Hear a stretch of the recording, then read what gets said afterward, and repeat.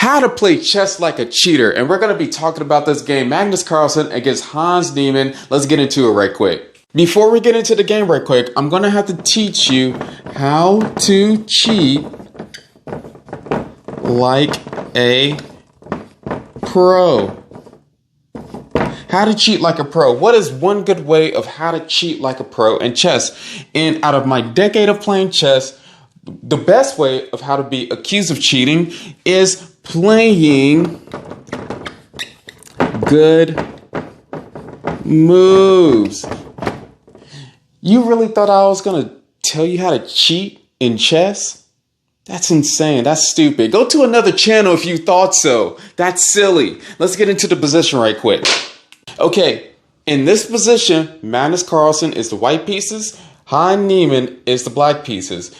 Magnus Carlsen did a mistake at this move, at this position, by doing the move G4. Why is this a mistake?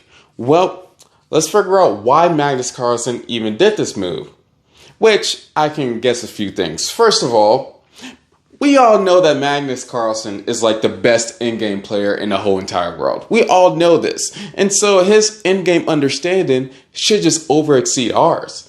For example, we got this active rook on e8. We got this active bishop on d5. We're targeting this b7 pawn. Their knight is trash. Their rook is on the c file. We got this lonely pawn over here, so that's a big weakness. And then they got these two pawns over here, which is a big advantage for them. But the black pawns on the f file are doubled. We got a good pawn structure on the king side. Our king is almost to the center. And so what I'm thinking is Magnus Carlsen was like, this is good. This is good enough to open things up a little bit, make things lively. What type of positions or variations are bad for me? Why can't I just break up this pawn structure, target this e pawn, and then get some more threats on the way by doing G4? The generic move would have been just the f takes G4.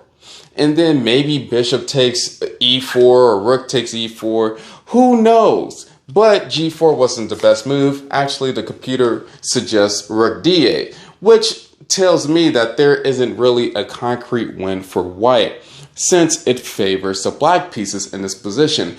And I get the chess engine on this aspect because they have an extra pawn on the queen side.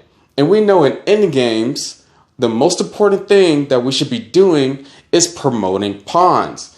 And black has more of an opportunity of promoting these pawns than white promoting their pawns or this lonely pawn on a3. And so, yes, G4 is the wrong move. Probably should have held tight until at least we get one of these pawns to start getting more active with G4. Or, I don't know.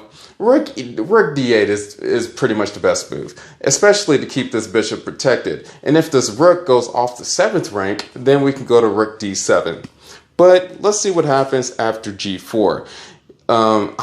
What's the guy's name? Hans Niemann decided to do the move rook c5. Best move of the position. Bishop a2. After bishop a2, knight c4. Not the best move, but it works. They could have just, not they, but Niemann could have just f takes g4 and it would have been solid. But after knight c4, the best move in this position was bishop takes c4 and winning a rook pawn endgame maybe, or at least drawing. But we know that Magnus Carlsen hates draws, and especially usually grandmasters avoid going into rook, king, pawn endgames so that they can have more of an opportunity with more pieces on the board. And so that's why you see grandmasters being pretty hesitant of going into less piece endgames.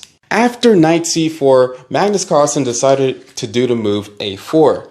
And then Hans decided to bring the knight back to d6, attacking the rook. Magnus Carlsen moved the rook to e7.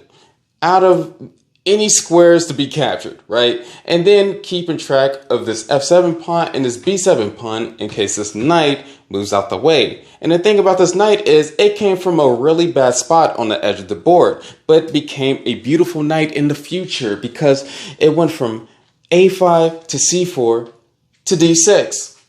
Now we don't have any problems with this knight, and you can just see the grip just going away from the white pieces. And Magnus Carlsen is known for having this endgame grip on his opponents, but not now, not on the cheater, right? And so after f takes g4, not the best move, but hey, who cares because black is still winning.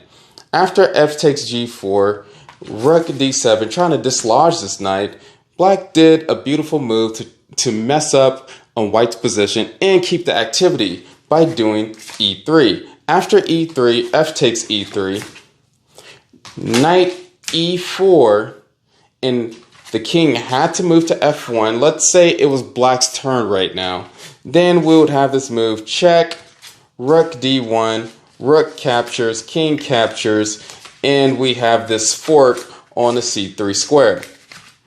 And so the king had to move and do its part because we didn't want to run into a fork. King f1, rook c1, king g2, rook c2, and black went on to win this game. Now, I don't know who won.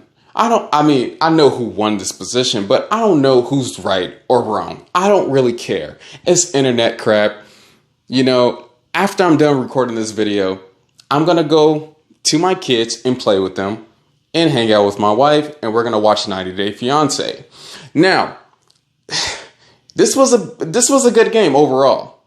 And there are still lessons to be learned from if this person is a cheater or not. I don't really care. It's not going to bother me none. I'm not going to lose sleep over it. So, hey, this was a good lesson, especially on endgames, to keep activity and especially just watch out for, especially if you have a bind on your opponent, and to not do frivolous moves like g4, and especially be conscious of the position that you're in right now, being down upon too. You don't want to do drastic measures, especially when you're down material. All right. Hopefully you learned something from this position and like the little changes that happen. And hey, have a nice day.